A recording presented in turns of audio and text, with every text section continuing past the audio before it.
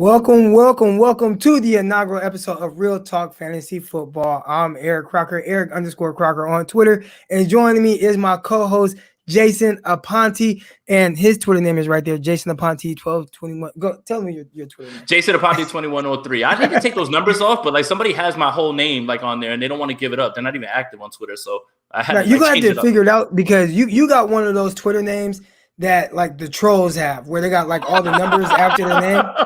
Yeah, I mean, I try to like, throw my own thing on it. Like, 21 is my favorite number. 3 is one of my favorite. But yeah, I think you're right, man. It almost looks like a burner. Yeah, it's for sure a burner. You just have to put like NFL after your name or something like that. Jason Aponte NFL and kind of just roll with that. Something like that. What do you think about Niners Jason, Niners Jay? I don't like I don't like that. I don't like the whole Niner whatever person thing. Like, I don't know if that one really like works too well. It's not my thing, but to each his own. So this is the first episode of Real Talk Fantasy Football. We're going to be getting into all your fantasy needs across any format that you're playing. I'm going to be hosting this whole thing. Jason is the seasoned vet, right? He knows everything about fantasy football. He's going to be breaking it down in detail. Starting off right now in the offseason, still offseason technically, we're going to be going through each team and breaking down team by team and really getting into details, right? Now, today we're going to start with the NFC East. So you have the Dallas Cowboys, the Washington football team, which it sounds like they're starting to kind of find a new name or something like that, right? Yeah. Or they should just leave it like that, in my opinion. They should just leave it like Washington that. Football, it grew on you? Yeah, it's fine now. It's what are they going to change it to? The senators, the presidents. I don't know. Like it's just I don't know. I like the Red Wolves. I'm not gonna lie. I like the Red Wolves. All right, that would be dope. Yeah, that would be dope. That makes sense. Yeah. So you got the Cowboys, got the Washington football team, aka the Red Wolves, because I'm gonna speak it into existence. That's what they're gonna kind of go to, and then got the New York Giants and the Philadelphia Eagles. We're going to break down each team by team today. We're going to get down into very detailed, specific things with all these teams, a lot of their players, all that good stuff. All right. But if you're not already, subscribe to the YouTube channel, Crock Talk TV. All right. Follow Jason 1, 2, 3, 4, 5, 6, 7, 8, 9, 10 on his Twitter account. All right. Eric_Crocker, all that good stuff. All right. So here we go, man. Hey, you ready to dive into this? I'm super excited. I can't wait. Fantasy football is my passion. It's my pleasure, Croc. Let's do this. All right, and we already got somebody here. He said, bro, Croc has an 8K camera. You know what's funny? I'm actually recording off of one of my iPhones, and iPhones actually stream extremely well. Like it's really clear. It looks like 8K. So yeah, man, iPhones, that's where it's at. Until I buy one of those like legit cameras, and I'm like, man, it costs $700. Like I'll get it eventually, but for right now, I use my iPhone. You know what I'm saying? So we're going to start with the NFC East, the Washington football team, and a lot of things that kind of pertain to these players is like, how are they going to get used? And Washington has offensive coordinator Scott Turner, son of Norv Turner. He's the offensive coordinator. He's pulling the string, playing puppet masters with all these young players that they have on his team. First, what do you think about him as a coordinator and kind of how his offense pertains to, fantasy and people like looking into his players and how they're utilized? Well, you got to hope that Scott uses Antonio Gibson the way that Norv used Christian McCaffrey, which means like 99% snap share, basically almost every single touch. And for fantasy football, that's exactly what you want. You're looking for opportunity. You're looking for snap share. And it's really going to be based on how they really look at it. When we get into the position itself, there's a little bit more to add to it because they do have somebody in that backfield that is also very much productive when it comes to fantasy, and he plays a ton. A lot of that had to do with the quarterback that was there last year, and we'll talk about all that. But I really just want to see what the utilization of Antonio Gibson is going to be. That's really the key because a lot of people are bullish on him, as am I. I loved him. I have a lot of exposure to him on many of my teams. Was able to grab him before the hype really got crazy in a lot of my rookie drafts and dynasty, and I was able to reap the benefits right away. So I really, really, really am excited to see how he's going to use him. Is he going to give him a bump in snap share? Is he going to throw him more targets? Because I think that'll significantly raise his floor. So I think it's going to be interesting to find out. And, it's weird because, Ron Rivera's there. He knows the system. Norv was over there in Carolina. So I think that things are starting to become more clear as far as what they want to do as a scheme. Curtis Samuel knows the system in and out. He was in it for years. So it's going to be interesting to figure out how they're going to use Antonio Gibson, in my opinion. All right. Well, we already got a super chat. My dog, Chris, what up? We appreciate the super chat. Says Fitz is he going to help Logan and McLaurin a lot? Or he thinks that he is. What do you think about that? I know we'll get into it in detail, but yeah, no, he's absolutely going to help. It's not even a stretch to say that Terry McLaurin's going to be playing with the best quarterback he's ever played with at this point. And Logan Thomas last year, I believe he has there was only 2 other tight ends that have had more targets than him, and their names are Darren Waller and Travis Kelce. Logan Thomas just needs more opportunity. Fitz is going to, for lack of a better term, air that hole out. So that helps. That helps both of them. Honestly, it helps them down the field. McLaurin wins on all the routes, and Logan Thomas was a nice find. The Washington football team, for everybody who pegged them as a defensive team, they had a lot of guys who actually were very productive for fantasy football. Even when they went through their quarterback switches. Remember, Kyle Allen, Alex Smith, Dwayne Haskins, Tyler Heineke, these are literally Taylor Heineke. I'm sorry. These were literally their quarterbacks, and they played all at different points in the season. It was just amazing to figure out that we could rely on some of these guys last year. So stability at the quarterback position is going to make all these guys that much more valuable. I agree with that 100%. So let's get into Ryan Fitzpatrick. I mean, he's coming off of a career high 68%. He was playing well, and it just so happened that he played for a team that drafted a quarterback top 5. Some would say that he maybe shouldn't have been drafted top 5, but whatever. And that's kind of speaking in hindsight because there was the whole tank for Tua thing. But he was kind of starting, then yanked, then they put him back in to try to save the day. And he was kind of up and down, but it finally seemed like he was kind of hitting stride. And now he was contemplating retirement. He heads over to Washington. What do you think he brings to this team, and more specifically from a fantasy standpoint? I think that he brings an arm that none of these guys have seen. Like Terry McLaurin has 2,000-yard seasons with Dwayne Haskins and all those other guys that we mentioned. So Fitzpatrick was playing the best football of his career last season, 68.5% completion percentage, 7 games started. And then when he was brought in to relieve, right? So remember the Oakland game or the Las Vegas Raiders game, he was brought in and he won that game for them. Remember, there's the picture of him getting his face mask torn. Yeah. And he still completed the pass. And I think that, what I noticed was last year, Fitz has been a guy who really pushed the ball, down the field for the majority of his career. Last year, he was very accurate because they were finding ways to get screen passes up to Gaskin, to, a few of the other guys that Miami had over there. And he played better for it. I understand what they were trying to do with the Tua thing, but if they really wanted to make the playoffs, they would have just stuck with Fitz the entire year, I believe. Now, look, we know the highs, we know the lows, because when Fitz is balling, he's playing out of his mind. But then when he's not playing well, then it can be really bad. And I understand that. There's that absolute risk. But for right now, Ryan Fitzpatrick is a perfect late round quarterback redraft guy. Like if you wait around for quarterback and you want to stack your team with all wide receivers and running backs and really, really have that team ready to go, and then bring in Ryan Fitzpatrick in round 13, 14 in your draft as your QB1, and you want to play the streaming game on certain weeks, I have no problem with it. I think that Ryan Fitzpatrick is going to be amazing in this offense, and I think that he's going to really push some fantasy value out, especially if you get him as late as I was just talking about.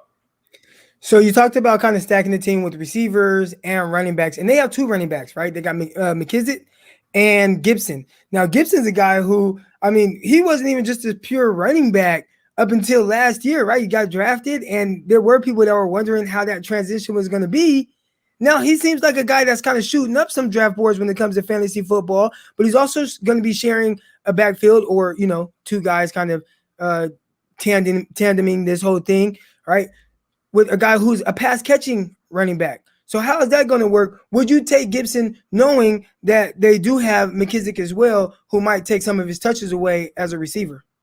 I love Gibson this year, and all he needs is just a small increase in snap share and just a bump in targets. That's it. A wide receiver converting to a running back, you would think that you want to utilize that. And when you heard Ron Rivera talk about him last year, he talked about him saying, I view him like Christian McCaffrey, right? That's fantasy gold, right? Christian McCaffrey, 100 receptions with almost 200 rushes. You can't ask for anything more than that. But unfortunately, last year, I think that what happened was when the quarterback switch happened with Alex Smith, and Alex Smith is, look, for, no disrespect, but he's a guy who checks down a lot.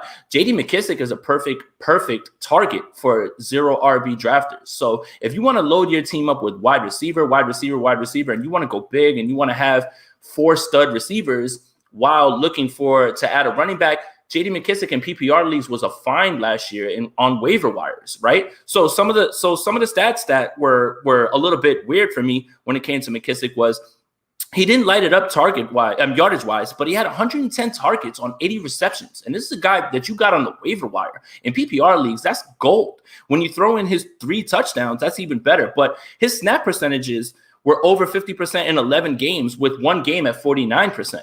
So 8 games with 6 or more receptions. And when Alex Smith took over in week 8, J.D. McKissic had, these numbers are insane, 14 targets, 15 targets, 4 and 2. And the only reason that he had 2 was that Dallas game. Antonio Gibson had 3 touchdowns. He went crazy. He went crazy all over them. So, but then 10, 4, 10, 10, and 8. That is solid. That is something that you could set your watch to.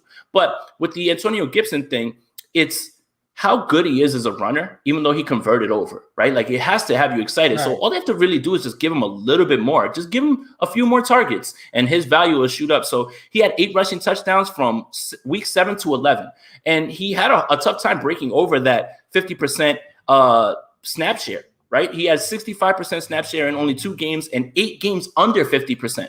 That's pretty much his floor right now, where you're looking at. So if he gets a bump, Antonio Gibson has a chance to be a top 5 running back in this game in fantasy football this year. So it's really exciting because McKissic gives you that zero RB, vibe. Like, if you want to wait on running backs, you can get him because he's definitely going to be involved. He's bulked up. He said he wants the every down role. They clearly want to utilize him. But Antonio Gibson has a chance to really, really be special this year with just a small increase of targets and snap share. It's going to be hard to stay away from Gibson. And I have a feeling I'm going to have a lot of exposure to him this year in redraft. So it's one thing to have Alex Smith as your quarterback and your running back, and like you said, with McKissic getting all those targets, right? Big part of that is Alex Smith, he wants to check the ball down. Fitzpatrick is a guy that's going to kind of throw the ball downfield. He's not going to be checking down the rock a whole lot. Do you think that might, make where Gibson is drafted kind of take a hit a little bit? I don't think so. Just because I expect this offense to be better than last year, so he'll have plenty of goal line looks, and they're going to have plenty of scoring opportunities. And again, he missed a few games. That's also the thing that you have to remember about J.D. McKissic. When Gibson missed games, McKissic skyrocketed with his snap share because really his only competition was Peyton Barber. No disrespect to him, but that shouldn't make anybody nervous. But McKissic, I think he does have value because I think we kind of saw a switch in Fitzpatrick's game last year. I mean, he threw 8 interceptions in 7 games, but I liked a lot of what he did with the short, quick game. And again, I think that because of Scott Turner, because of the way that he utilizes his running backs out of the backfield, and they know that J.D. McKissic is a guy that they want to use primarily in that role. He's not really an every down running back, even as much as he wants to say. So I think that they're both fine options. You just have to make sure that your expectations are in line. With McKissic, you're really just picking him, because you want PPR floor. So even if he doesn't play many snaps, he's still going to have 6 targets, 7 targets. So if he gives you 5 for 50, that's 10 points, right? You'll take that from just a PPR like flex. That's fine. 10 points is good. You'll take that. But I think that Gibson is primed for a bigger role this year, and I think that they realize what they have because he was so good for a large stretch. Especially down the stretch, even though he got hurt in the Pittsburgh game. But, I mean, he showed all the flashes. He has all the tools, and I think that they really have big plans for him this year.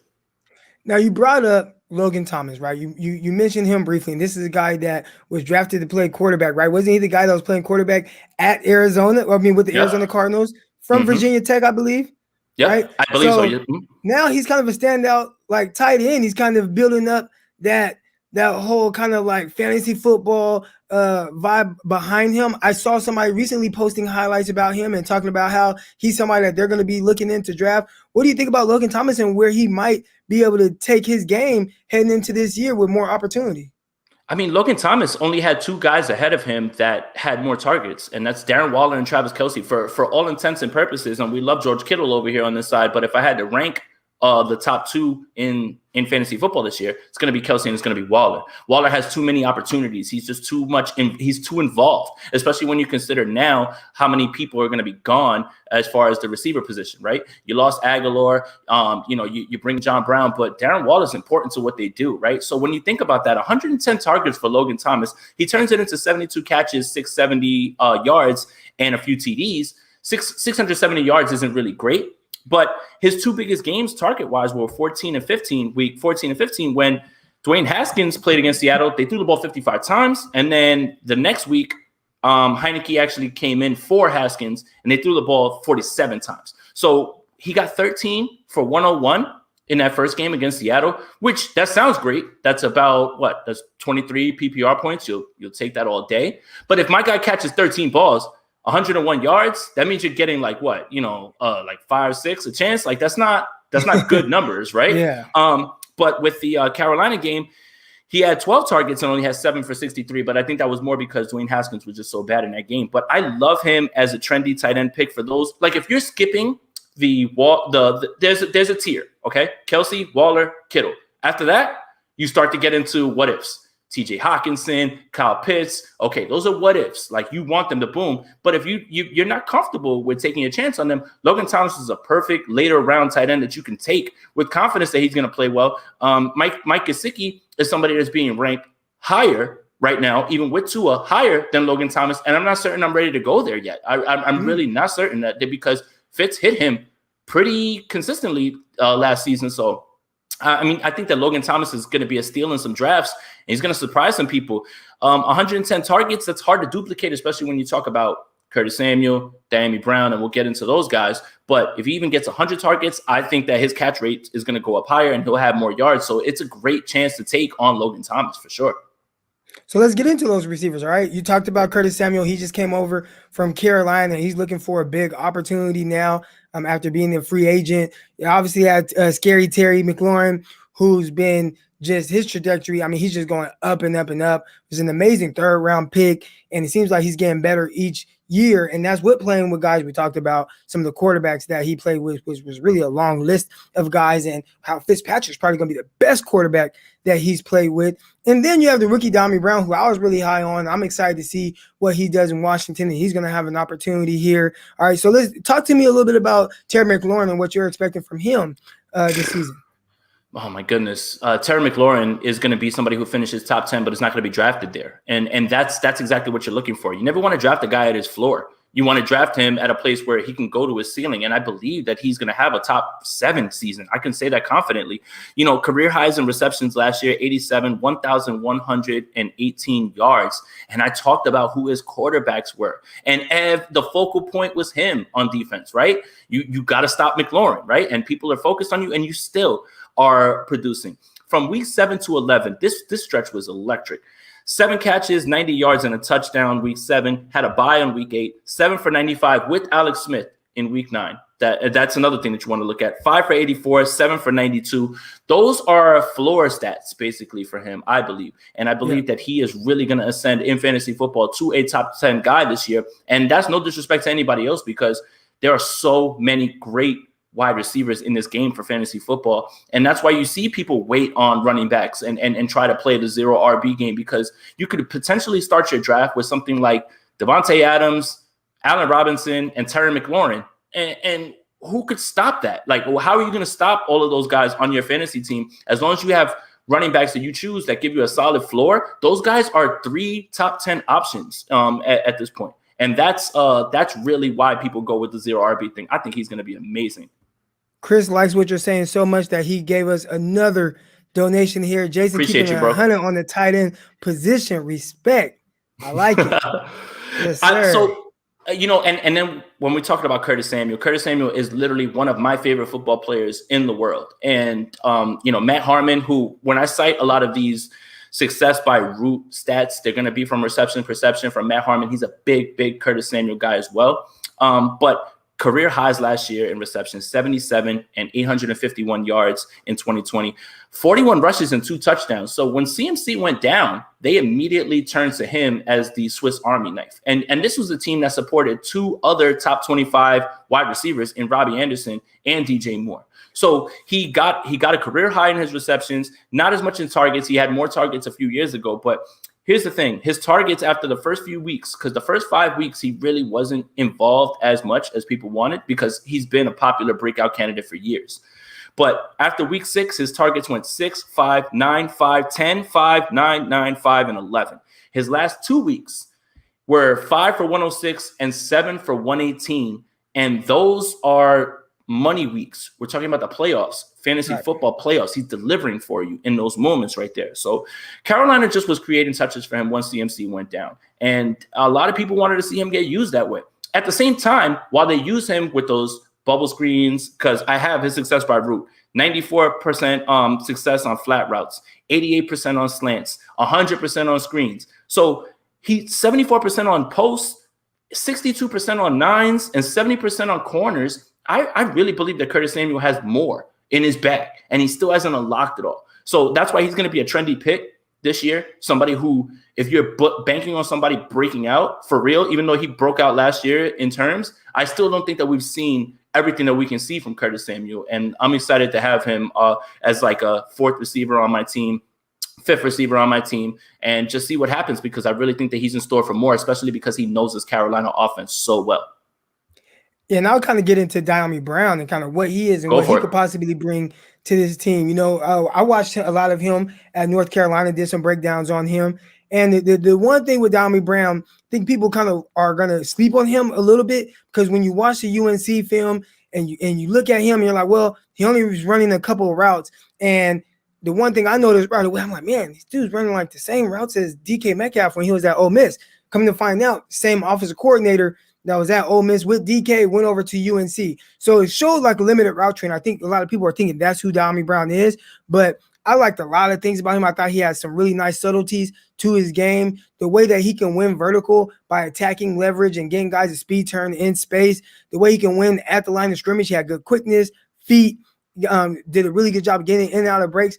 I think he's probably like the quarterback's best friend with how he works back to the ball. There were times where I saw him work back like 10 yards to the ball, catch the ball away from his body, did a really good job of getting yards after catch. Not a big guy, but definitely is a vertical threat. So he's a guy I expect to kind of come in and eventually kind of take over a role as an X or a Z or whatever McLaurin is. I think he can start opposite, and you can let Samuel play off of him. I don't know if he'll be that day one. We'll see how Turner kind of gets him involved as a rookie, but eventually I do feel like he can be that guy. So if you're talking about, a keeper league, right, or a league where you keep your guys, a dynasty league, or you keep your guys over time, I think he's a guy I definitely invest in. Where a lot of people will probably sleep on him, I think he's going to be a guy that where just like kind of Terry McLaurin, who was drafted 3rd round, and then it's like, well, he's blowing up. I'm not saying Dyami Brown's going to have that type of success, but I do think he's going to probably surprise some people more than what they're expecting right now.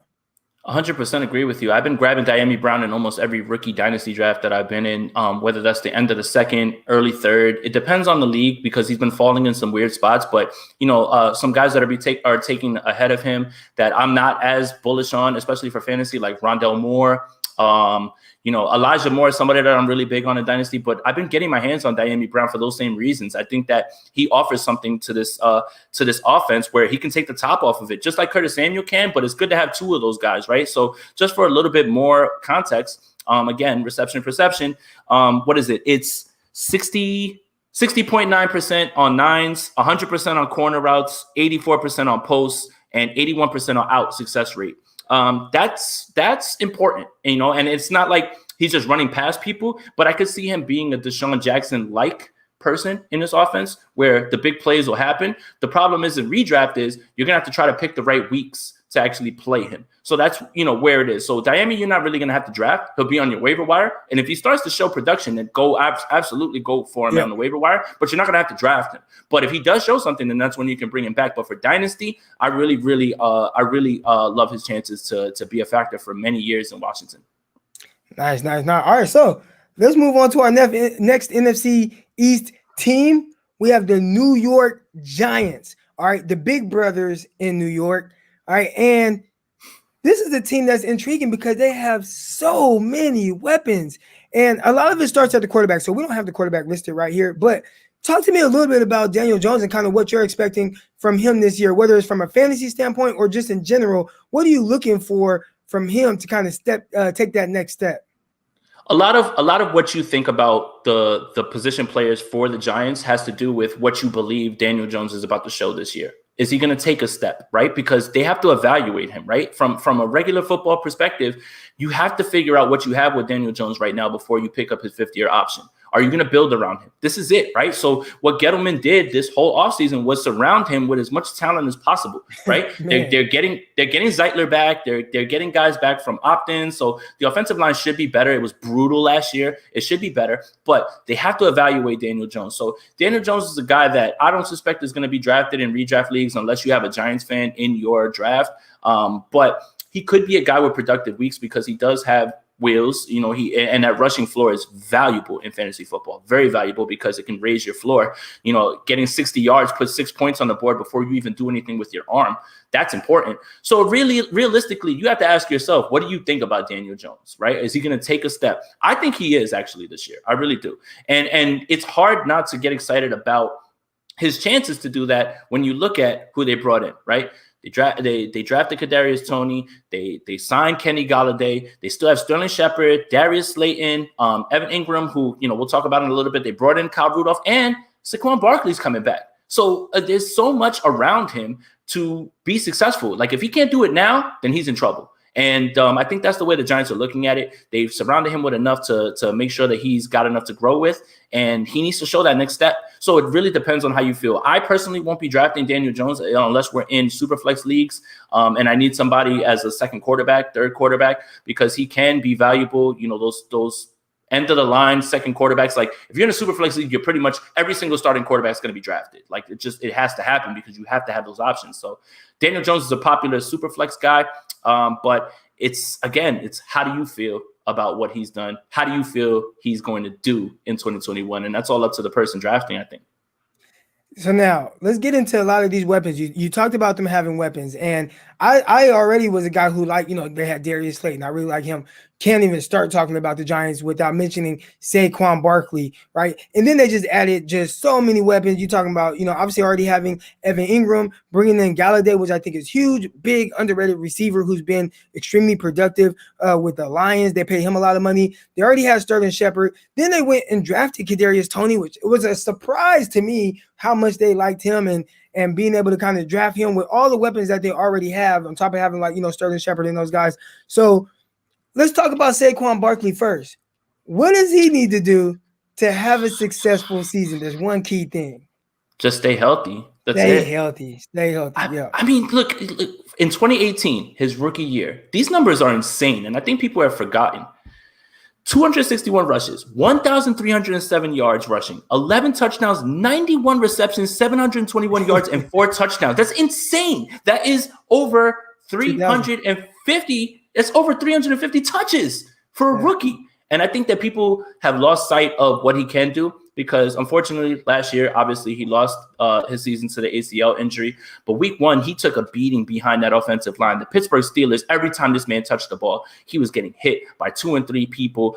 His final stat line in week 1, 15 rushes, 6 yards. Not good. Not good at all. Not good at all. But he had 9 targets, and he turned that into 6 for 60. Which is 12 PPR points just on those catches. So he didn't kill you in week 1, but when you draft Saquon Barkley, a top 1, 2, 3 pick, and I have a feeling that he's still going to be taken within the top 5, 7 running backs, which is where I'd love to grab him because I really think that that's still in there. He's really the glue to this offense. I feel when he's rolling, everything else is easy, and they have a guy that they can hand the ball off to. Wayne Gallman filled in admirably when he was done. And that's, what got him, signed with the 49ers. And he's a bit underrated. But Saquon Barkley, man, I look back at that 2018 season and I couldn't believe those numbers. I knew the numbers were huge because he won a bunch of leagues for people, but I had no idea it was that much in a rookie year. So if that offensive line plays even a smidge better and he's healthy for 17 games, he's still a top option and he's still elite, and people need to just get out of their heads about it and stop overthinking it when it comes to Saquon. So here's my thing with Saquon Barkley. Because of the injury history over the last couple of years, where do you take him? Because he has the ability to be an RB1. Yeah. But do you draft him over guys that have been, just healthier throughout their careers, like an Alvin Kamara or, Dalvin Cook? He's had his injuries, but it seems like he's been playing well as of late. So, you have all these running backs, Jones, all right? Like, you have all these running backs that are going high right now. Do you take Saquon Barkley over them and just disregard the injury history that he's having? I can't. No, I can't. So let's say I'm on the board and I've got a top 1 pick, right? The first pick in almost everybody's draft, have PPR. PPR is probably going to be Christian McCaffrey. And I think that's a safe pick because I don't see them ever getting away from him. Dalvin Cook has been too good for too long, right? So I can't see him going over those two. The real dichotomy, I think, Croc, is going to come in drafts of, do you bet on the bounce back of Saquon or do you bet on the bounce back of Ezekiel Elliott? And I think that's where drafters are going to have that's really where those two guys are. I could totally see one being number 4 and one being number 5, or one being number 5 and number 6. They're going to be that close. And I think that drafters are going to have to figure that out. And when it comes to his health, he was asked today, and I'm glad that we did this show today. He was literally asked today, and the quote came out about his availability for week 1. And he said, we'll see. So now, July 19th, you don't want to panic because camp hasn't opened, but it's really going to be important to monitor those camp reports. And if he's not ready for week 1, then he can slide down some draft boards and you might find yourself with a steal if people are afraid. I remember people running away from Mike Evans last year because he had a little hammy injury, that he might not be ready for week 1. Guess what? He fell to like the 4th, 5th round. Now you're wilding. Mike Evans is there on the board in the 5th round. I don't care if he has a little hamstring injury. I'm going to swing on that all day. So if Barkley slides, play the board. If Barkley slides because people are worried about it, I have no problem taking him later on. But the real issue is going to be, what do I know? If I had to choose between him and Zeke, I'm probably going to go Zeke just because I believe in that bounce back. Dak's going to be there. I don't think the offensive line could be as bad as it was last year. And he looks like he's in great shape right now. So the Barkley Elliott one is going to be the one that people are really going to have to decide on, in my opinion. So we got Chris here. He's been very generous with the donations. Appreciate today you, bro. With the super chat. Jones will be the gym Josh Allen was, but not as good. What do you think about that? Because that was Josh Allen, right? I mean, he was a guy who people were kind of down on, and then eventually year 3, boom, took a huge jump, right? Mm-hmm. Like, I mean, just blew all his numbers, and he had a MVP caliber season. So Chris basically is saying, like, I'm not expecting Jones to have that type of season, but do expect him to take a jump. Obviously, he has all these weapons, and probably, he feels like he can kind of take advantage of that. What do you think about that kind of comparison? He definitely can. And, in Josh Allen's case, having Dabble as their play caller was amazing. And then bringing in Stephon Diggs, who had a career year last year and is still one of the most slept on receivers in this game somehow, that their chemistry is off the charts. So again, the Giants have done exactly what the Bills did. They brought in talent to keep him around. And I kind of like that assessment. Like, not that he's going to reach the heights that Josh Allen will, but, people got to stick with guys. My only concern really comes in with Jason Garrett as the play caller. He just, at the end of like those red zone sequences, you just don't understand what he's thinking sometimes with these play calls. And I do think that Daniel Jones is going to take a leap. I really do. And I wouldn't be bullish on Saquon. I mean, even if Saquon didn't have him with that jump, he would still be productive. But I really do think that Daniel Jones is primed for that. And we're going to find out this year pretty quickly. Nice. So what do you think about the receiver position? They have all these guys, right? They have all these weapons, and we'll lump in Evan Ingram in this group as well. You got Evan Ingram, you got Galladay, you have Slayton, who's been a deep threat for them. You have Sterling Shepard and rookie draft pick Kadarius Toney.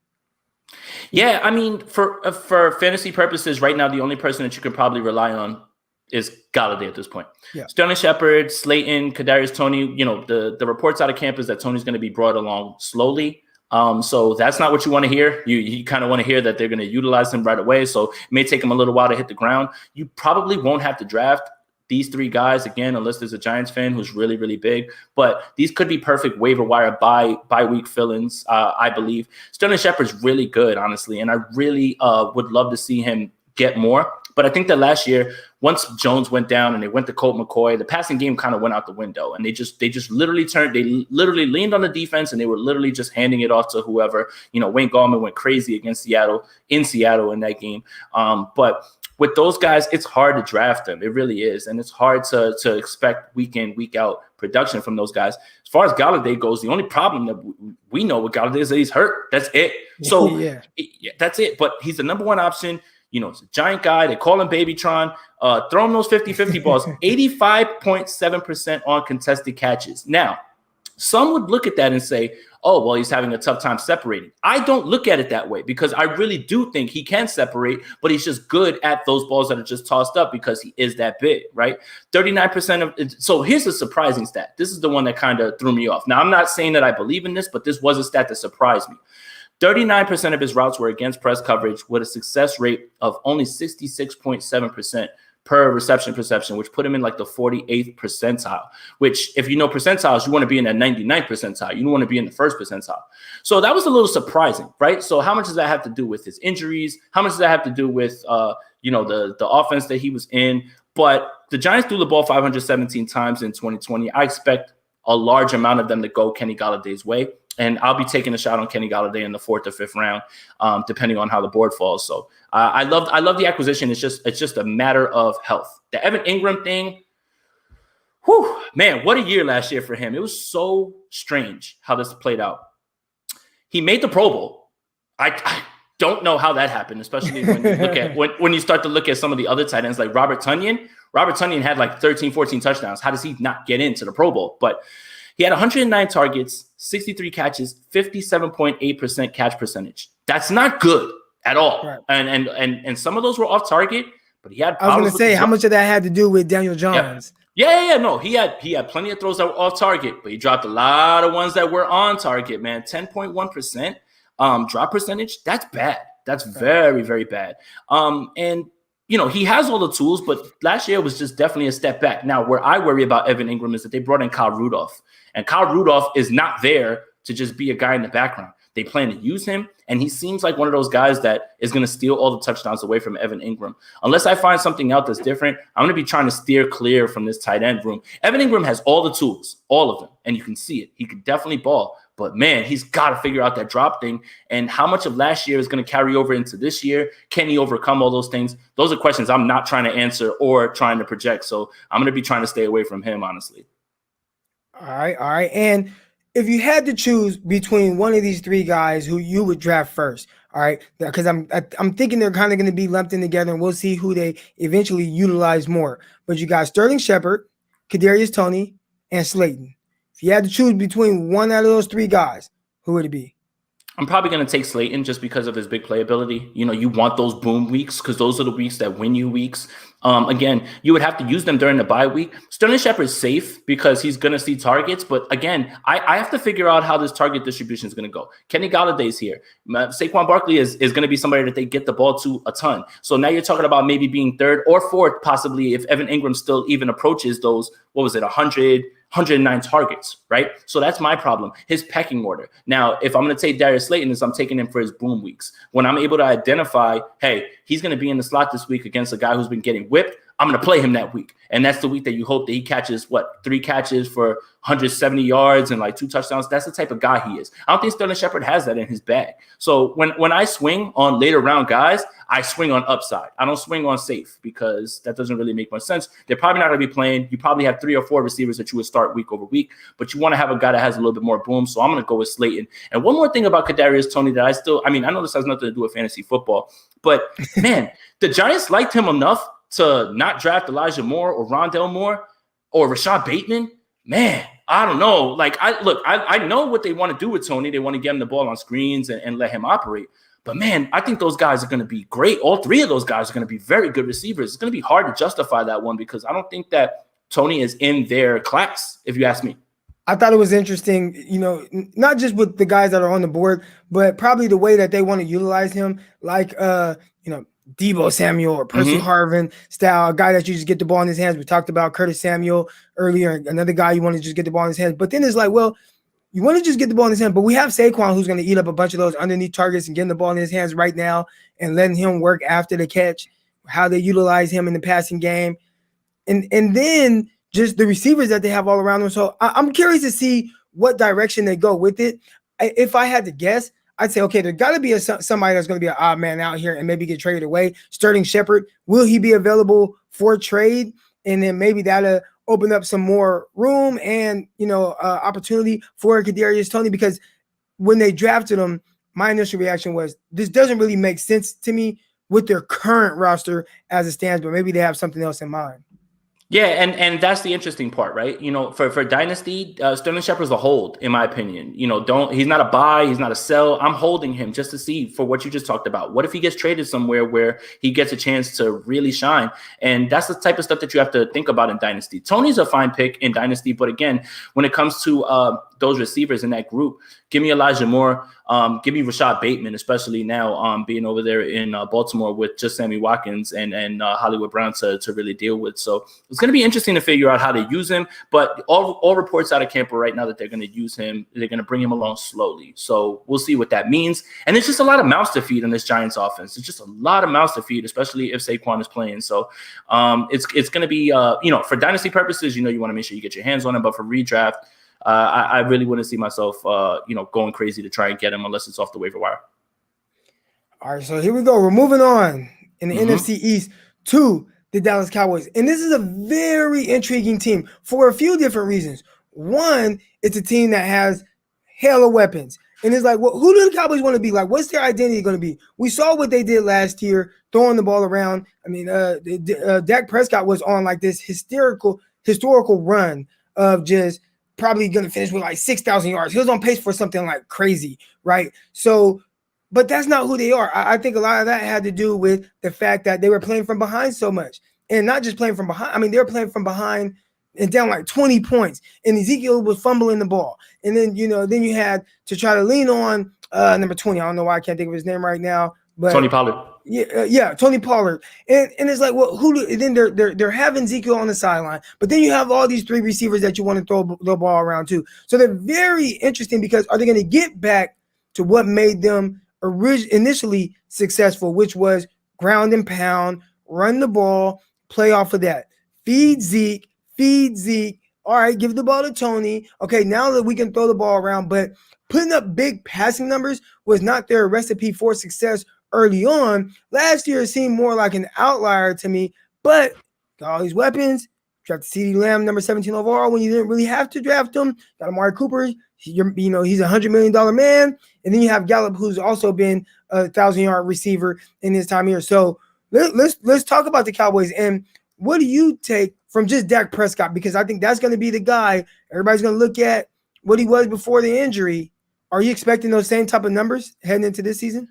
Dak has a shot to be top 5, but this is an amazing point that you brought up, right? And it's not a recipe for success for Dak to be doing that. And they were behind in so many games. Their defense was putrid, which is beautiful for fantasy football, right? We want your defense to be bad because then you got to be in comeback mode and you got to throw the ball. And Dak was on a pace to break every single passing record, right? But their defense was 28th in points allowed and 23rd in yards allowed.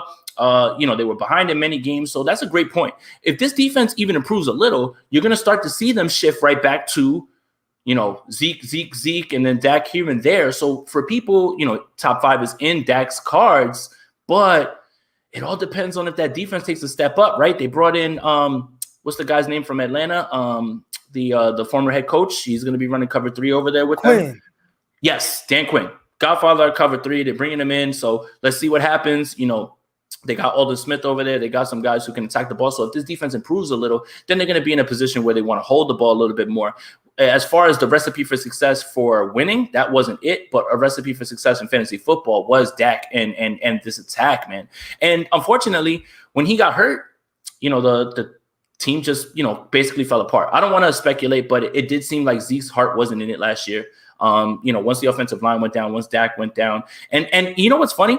For all things, this was a down year for Zeke, right? He just missed 1,000 yards rushing, 52 catches, 338 yards, and 2 touchdowns with 6 rushing touchdowns. Now, that's not living up to the ADP where you drafted him, but that's still not like people made it seem like, Zeke just was like off of the map. I think it's just because you're so used to what he was doing. So I totally can see a top 5 resurgence for Zeke, especially if they find a way to get him the ball with those screen passes and everything as well, too. So I really think, again, the discussion is going to be more about Zeke or Barkley when you're at that spot. Like, what do you want to do? And I had that decision to make when I was in the Scott Fishbowl draft, the satellite draft, but I passed on both of them and took another wide receiver, and I went down the line and I got another running back. So it's going to be interesting to see where he goes, but I think that he's ready to go back to where he should be as a top 5 running back. But when you talk about weapons, man, and it's crazy because Andy Dalton got hurt. Then they played Ben DiNucci. Amari Cooper still ended up with 92, 1,114 yards, and 5 touchdowns. That's crazy when you really think about it, when you think about the quarterback position. And then CeeDee Lamb, 74, 935, and 5 with the rushing touchdown, like in his rookie year. I mean, it's pretty hard to get away from both these guys. Cooper's going to be a popular pick. I'm going to have a lot of CD shares. If you have him if you don't have him in Dynasty, go buy CeeDee Lamb right now. Please try to go make an offer to that manager to make sure you get CeeDee Lamb on your team. And Michael Gallup should be trade bait for them, in my opinion, right? Because you can get a lot for him, and I think that he's incredible, man. Like, he can go somewhere and really be something. So for Dynasty purposes, Michael Gallup's a hold while we try to figure out what they're trying to do with him. I see people talking about the tight end. Blake Jarwin. Blake Jarwin was a very, very popular late round tight end last year. Fortunately, he lost the season in week 1. But here's the thing. He'll be back healthy, but Dalton Schultz is no slouch. I mean, 63 catches, 615 yards, and 6 TDs. I don't think he's going away. I don't think that they're just going to cast him aside and bring Blake Jarwin right back. So in terms of opportunity, man, that's going to be hard to figure out at tight end. And I'm going to try to steer clear from that. Unless, you want to take a swing on one of those guys as your backup tight end. Like, let's say you drafted somebody, like a Kittle who has a propensity at times to get banged up. You want to have a guy who's there on your team. Cool, you can do that. I'm not really big on 2 tight ends because I can play the streaming game week to week and figure out who I can use in those ways. But I don't think that Blake is going I don't think that Schultz is going anywhere when it comes to that. So, but yeah, Dak has top 3 potential, but most of his production comes in comeback efforts. And we don't care when it happens. But you're right. If that defense starts to play well and they start to play better, because it's hard to imagine that they could be any worse than they were last year, it's going to be tough for Dak to duplicate those numbers. It really is. Right. I think there's going to be a lot of people taking him, expecting similar output. And again, I think a lot of that had to do with the fact that the Cowboys were down 21 points in the blink of an eye. Again, Ezekiel Elliott fumbling the ball. That didn't help the situation. And Dak Prescott having to throw the ball a ton just for the Cowboys to have some sort of a chance to be in game. So we'll see if that kind of continues. Him putting out that type of production as a passer. If I had to guess, I'd say no. And I'm kind of a little bit more out on Dak Prescott just because I think when they get back to the roots of how they won, I think a lot of that had to do with giving the ball to Ezekiel Elliott. We haven't talked really about Tony Pollard. What's your kind of take on him and what they want? Because he is a guy, another guy that's, he's good in the passing game. He's a versatile back. He was a guy that I think does well as a spell back, but I'm not sure about as kind of a primary guy where there were a lot of Cowboy fans trying to push Ezekiel out of there, Ezekiel Elliott. What do you think about Tony Pollard and kind of where would you take him? Is he a guy that you have to, what do you call him, a handcuff, right? Yes, that's it. Mm-hmm. Okay. So that's exactly what I was going to say. A premium handcuff, right? So you have to think of it like this. I agree with you, right? I don't see Pollard overtaking Elliott, but if something did happen to Ezekiel Elliott, Tony Pollard is going to step into a large share of this work. And against the 49ers, he looked amazing. I mean, he was literally like, hold on. He actually did not look amazing. He had one good run, which the 60-yard run. You want to see that because he like broke tackle, spun. He's like, Fred Warner, get off me. Then he ran it for a touchdown. But up until that point, and I wanted to see a little bit more. I mean, it was 1 yard, 2 yards, right. 1 yard, tackle for loss. I'm like, gosh, like this is the guy that people are saying is better than Zeke. Then he had the good run, which was terrific. But for most of that game, because that run happened late in the fourth quarter, he was a non-factor. And I always took mental note of that. And I'm glad you brought that up because in reality football, absolutely. But he still had like, In it was like fantasy 5 or football. 6 Okay. catches. Exactly. Yeah. He had like 5, 6 catches. So he already gave you the floor. And then the mustard on top was that long run. Like, so Yeah. again, it's going to be hard, Croc, because I know you know, real football, you know what I'm saying? Because you're right, and no impact as far as that when you see that. But those 10-yard catches, those little 7-yard catches, those are still catches and they still count for fantasy football. So a guy doesn't have to. So there's a, and we should have a whole show on this. You don't have to be like dominant at football to be great at fantasy football, if that makes any sense, right? You know, like, you don't have to be better than everybody else. It's just opportunity, your share. What do you do with it? And can you pile up those stats? And that's really what it's about. That's why a lot of people get the misconception with us fantasy guys that we only look at that. No, I know the difference between real football and I know the difference between fantasy football, but he was good in that game. And when he was given the opportunity, he looked good. He has a little bit of wiggle and stuff. But again, I don't think that he's a guy who can shoulder the entire load, but he would step into a large role if Ezekiel Elliott went down. And that's all you can really ask for, is you can ask for those touches. Now, if he's efficient on those touches, that's one thing or the other, but he would see a lot of touches, and that's very valuable. So with him, I never really subscribed to people drafting. Like, if you draft Zeke, I'm not telling you to go draft Tony Pollard. I don't think that that's smart, because for me, you're kind of capping your upside in that way. And what I mean by that is, if nothing happens to Ezekiel Elliott, then you just wasted a draft pick on Tony Pollard. He's not going to see any day, right? So if I draft Ezekiel Elliott, I'm going to go for somebody else's handcuff. I don't have J.K. Dobbins. I want Gus Edwards. I don't have Mike Davis. I want Javian Hawkins.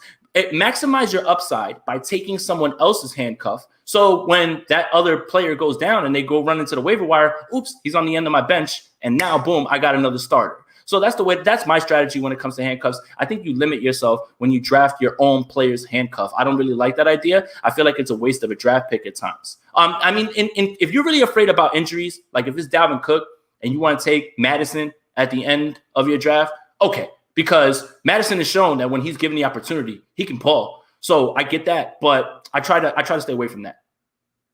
All right, and we got Matthew in here, and he says it depends on your bench size. I want to give a shout out to Matt because he's been active in the chat, and I appreciate that. This is the first episode, so for you to be active, we want to encourage everyone else to be active so we can have conversations on the show, in the chat, all that good stuff. All right, we appreciate that. We're going to go to our last team in the NFC East, and it's the Philadelphia Eagles. And this is a team that's very intriguing to me because I have a feeling from a fantasy standpoint, Jalen Hurts was good. Yeah, he was. He was. Absolutely. And again, we don't get points for completion percentage, guys. We don't care about that stuff. 54%, 56%, 53%, doesn't matter. He scored 40 points against Arizona in a playoff game, right? He had 3 passing touchdowns and a rushing touchdown. Don't care about how many passes he completes. In certain leagues, that matters. But for the most part, completion percentage, just throw that out the window. Who cares? You guys are thinking about this the wrong way. Jalen Hurts is still a top 10 option. His rushing floor, the legs is what's always going to keep him going. If he does anything with the arm, it's a bonus. He can still give you 10, 12 with his legs alone. And now if he throws anything into the end zone, now you're looking at just basically icing on the cake. I love Jalen Hurts. Doesn't matter if you guys really think he's a good quarterback in real life. That's up to you. I'm not going to debate that. But we're talking about fantasy football here, and he's going to have plenty of opportunities. That Eagles defense is going to be awful this year, I believe. And he's going to have to throw a lot. He's going to be behind a lot, and that's really what you want. You want a guy who's going to be playing from behind, who's going to be forced to make plays. And you know what? If he throws an interception here and there, fine. Doesn't matter, because the reward that you're getting from him throwing you back into the game or running you back into the game is bigger than actually caring about whether he's completing passes at a high clip. So that's the thing. You guys got to kind of get that out your mind. Some guys are good at real football, not good at fantasy. Some guys may not be good at real football, but they're great at fantasy. It's weird. It's really weird. So we're talking about a young quarterback, and he's trying to work towards his, developing into whatever it is that he's going to be. And I always say the best friend of a young quarterback is 1, a running game, 2, good tight end. And I feel like I want to talk about both of those things for him, all right? Because tight end, we'll get to the tight end, but at running back, Miles Sanders. He's somebody, and I would assume is extremely frustrating because you see the talent, you see the ability, but he's just been so inconsistent. I saw a stat recently where it was like Josh Allen has more rushing yards and touchdowns than Miles Sanders since coming into the league. Now, a lot of that can be, attributed to injuries and whatnot. But that's the frustrating part, right? Like you want to see him on the field, you want to see him play, and you want to see him utilized. Is that a guy that you're looking at taking because of all the ability, or are you kind of passing on Miles Sanders? Yeah, I mean, I kind of have to stay away right now because, I mean, look at what the Eagles are telling you. Boston Scott's not going anywhere. He was involved last year, right? They signed Kerryon Johnson. They drafted Kenneth Gainwell. Jordan Howard is still on this roster. This seems to me like a team that wants to do this running back by committee thing, right? And where Miles Sanders is being lumped right now, he's being lumped with David Montgomery and Chris Carson. Now, I know exactly who I'm taking 10 out of 10 times if it's between those three. It's Chris Carson. Chris Carson? Yeah. Chris Carson. Well, Chris Carson runs. Because and we'll get to him. He started kind of picking up down the stretch. He did. Up down the stretch. But that's another day. But Chris Carson's role is defined, man. And David Montgomery's role is defined. Tariq Cohen isn't going to be back, it looks like, on time for week 1. So he's going to have that role again, Montgomery. With Sanders, I can't take a chance on – what did they give him? 45% of the snaps in one game, and Boston Scott gets a ton, and Gainwell's no slouch, and Kerryon Johnson. What is he doing there? So it's like I get nervous about all those things. He only had 20 touches in 2025 games. That was it. That was it for Miles Sanders. Yes, he had 4 games with injury, but they seem to be in this running back by committee thing.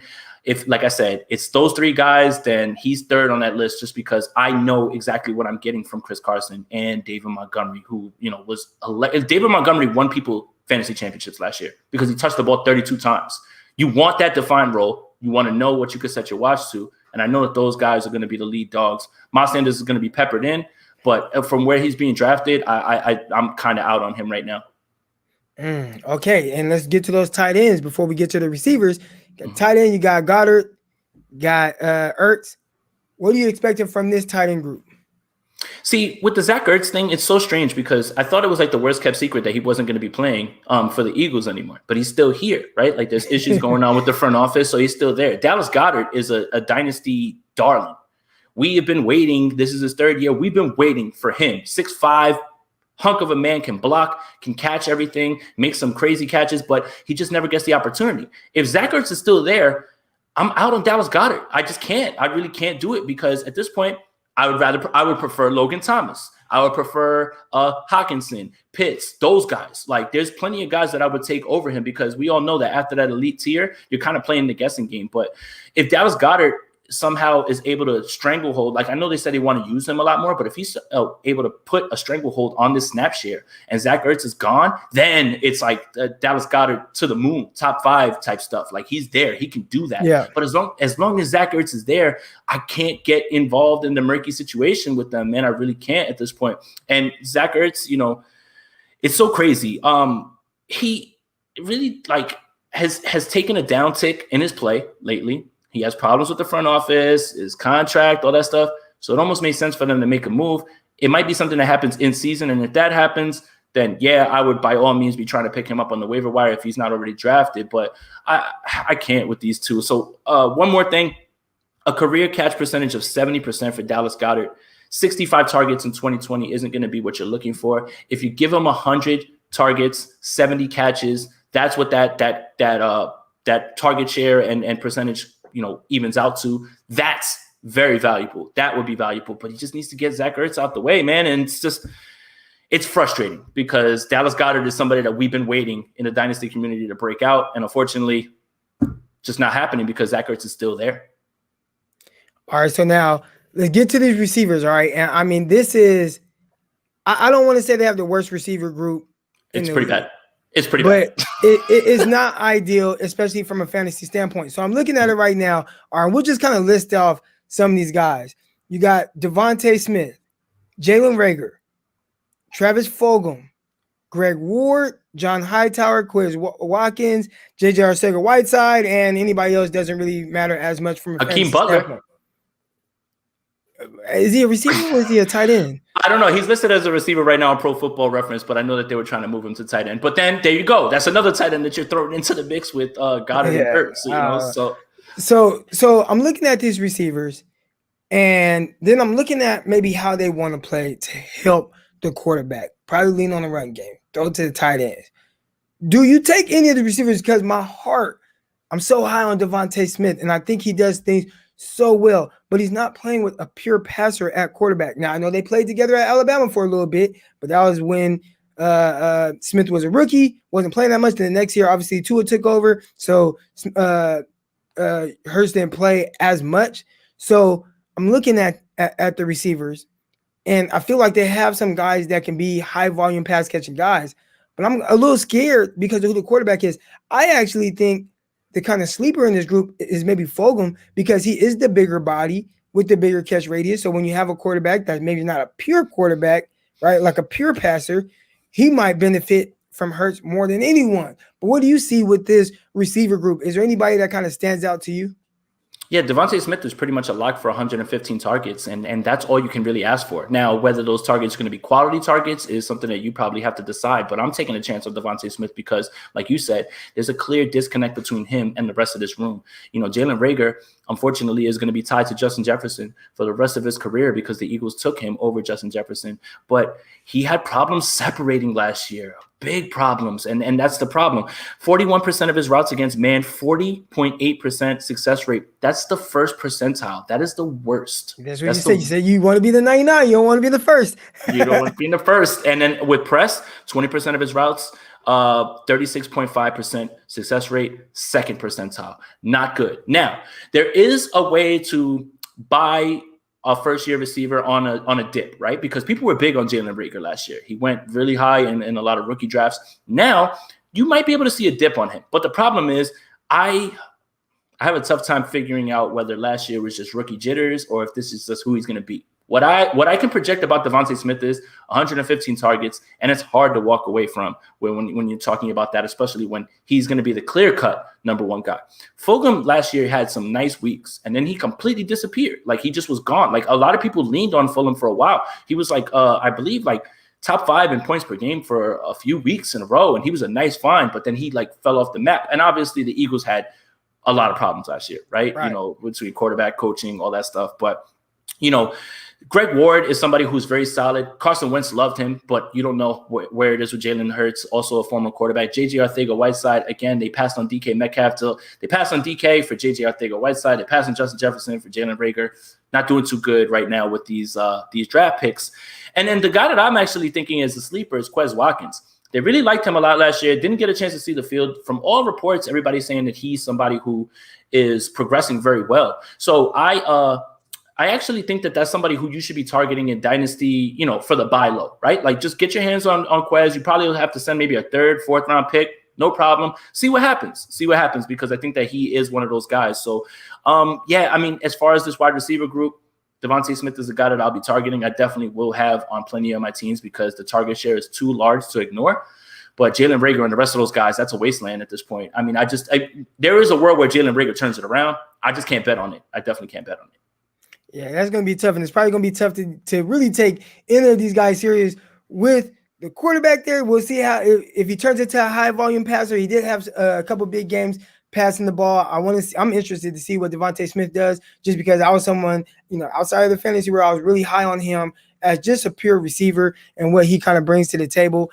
And then obviously, hey, does Reagor take that year or two leap? A lot of people think he will. Is he going to play more from the slot? Will that help him get more targets? Those are all things that's going to be extremely interesting.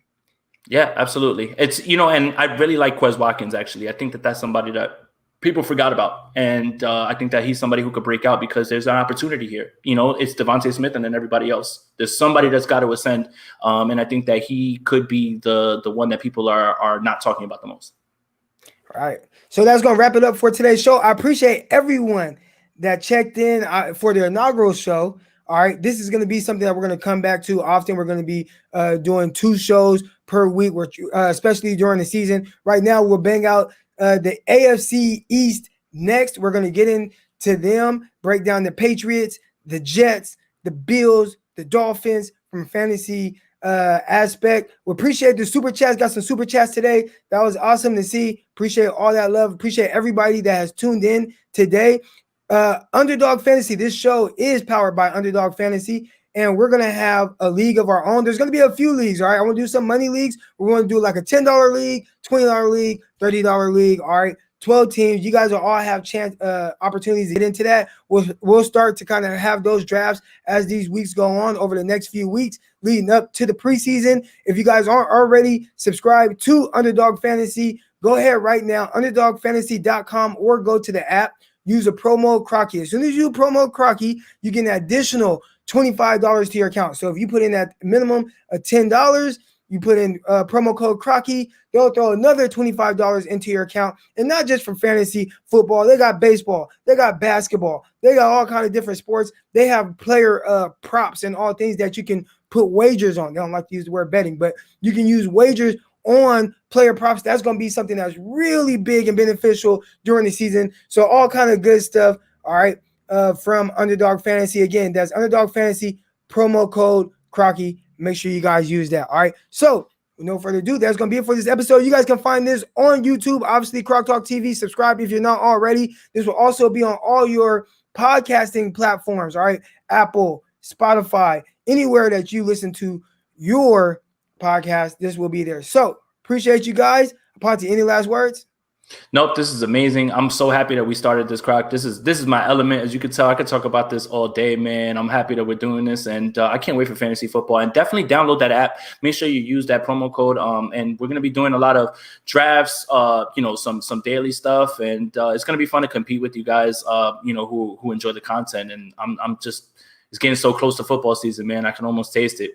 I can feel it. All right, guys. So that's gonna be it for today. I appreciate y'all checking in. Catch y'all next time.